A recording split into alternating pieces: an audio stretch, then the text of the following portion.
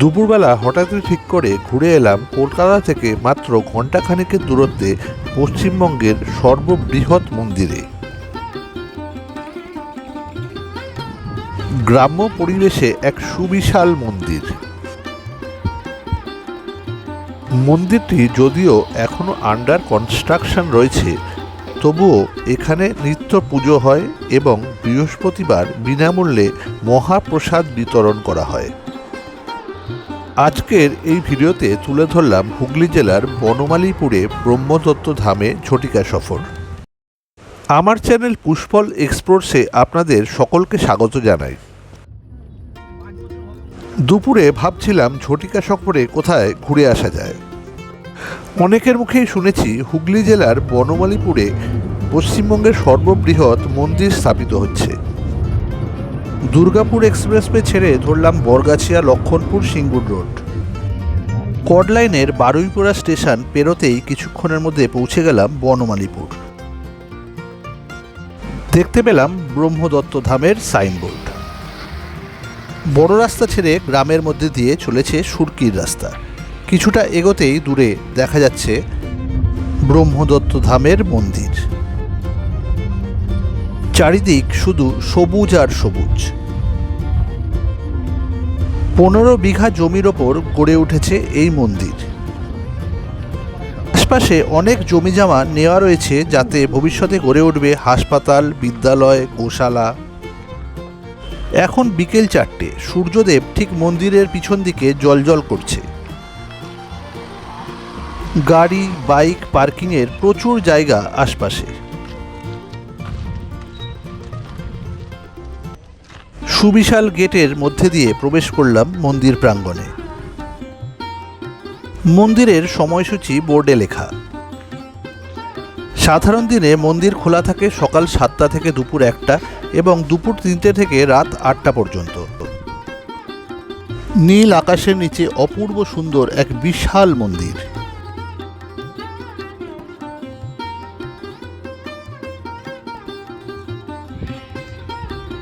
মন্দিরের প্রবেশদ্বারের দুই প্রান্তে কপিলমুনি এবং গণেশের মন্দির।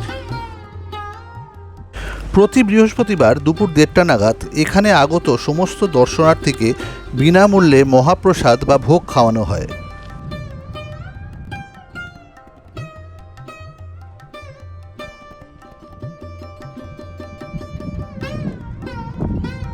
মন্দিরের গেটের সামনে চটি জুতো ছেড়ে সিঁড়ি দিয়ে মন্দিরের ভেতর প্রবেশ করতে হয়।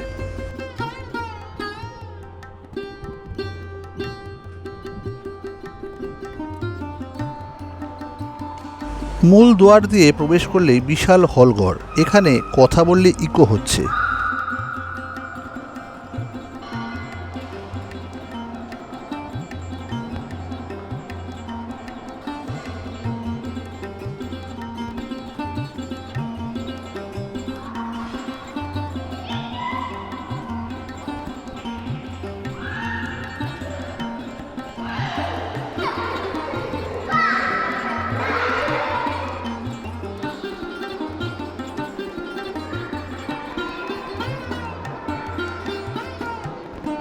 মন্দিরের মাঝামাঝি শ্বেত পাথরের তৈরি এক কচ্ছপ।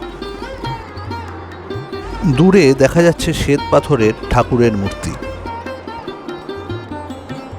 ব্রহ্মা, বিষ্ণু, মহেশ্বর তিনে মিলে এক ঈশ্বর।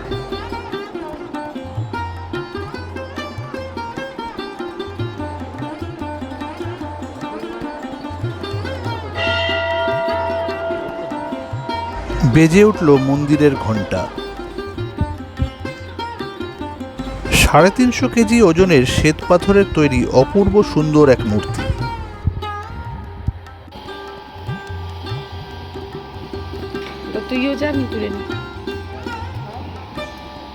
প্রত্যেক দর্শনার্থীকে নকুলদানা প্রসাদ দেওয়া হচ্ছে।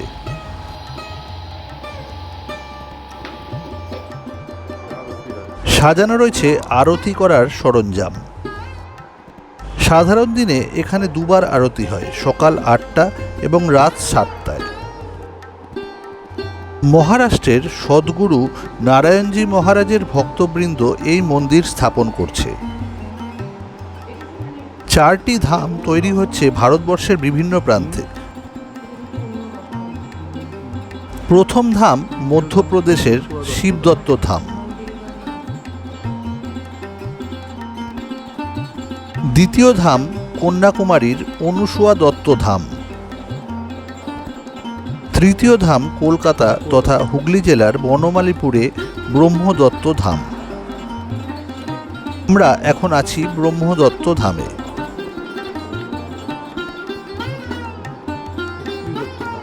চতুর্থ ধাম উত্তরাখণ্ডের অত্রি দত্ত ধাম।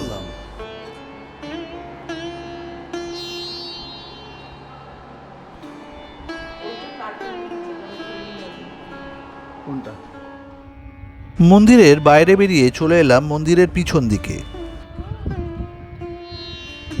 এখান থেকে নীল আকাশের নিচে পুরো মন্দিরটি অপূর্ব সুন্দর দেখতে লাগছে।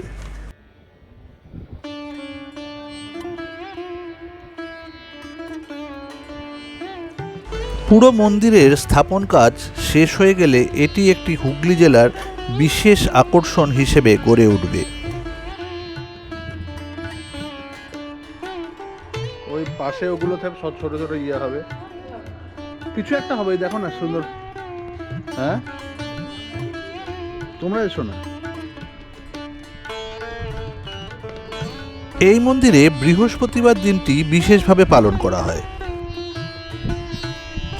বৃহস্পতিবার এখানে 3বার আরতি হয়, সকাল 9টায়, দুপুর 1:30টায় এবং রাত্রি 7টায়। বৃহস্পতিবার মন্দির বন্ধ হয় রাত্রি 9:30টায়।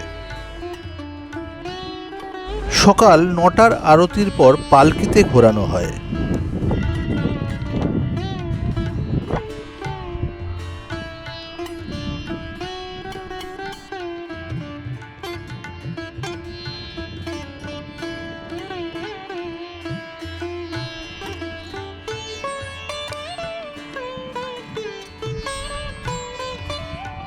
এটি পশ্চিমবঙ্গের সর্ববৃহৎ হিন্দু মন্দির হিসেবে গড়ে উঠছে।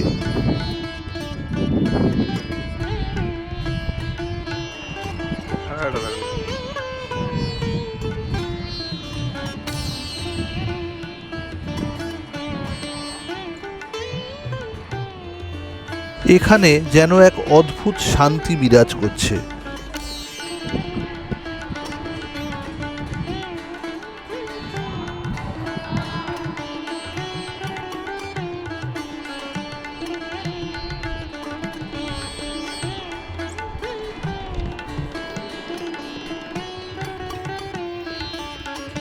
এখানে 2-1 ঘন্টা সময় কখন কেটে যাবে টেরই পাওয়া যাবে না।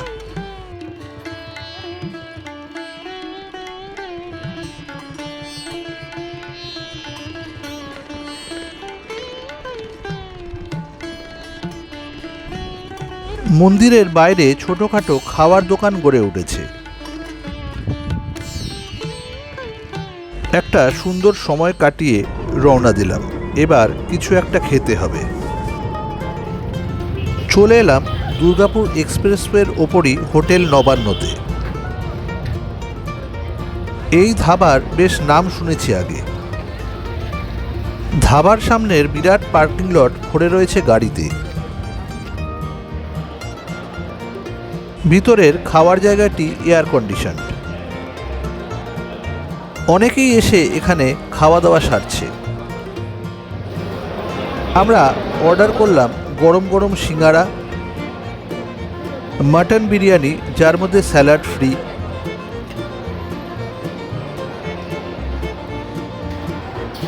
গরম গরম চা, চিকেন বাটার মশালা,